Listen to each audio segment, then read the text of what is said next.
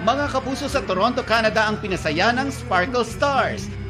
Nag-perform sina Alden Richards, Bubay at Isko Moreno sa Taste of Manila event na final leg ng Sparkle World Tour.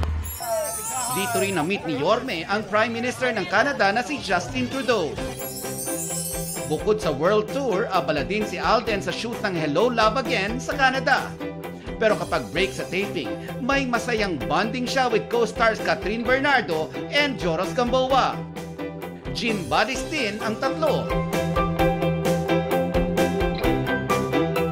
Ang ayudang ito ni Joros, pinusuan ng fans.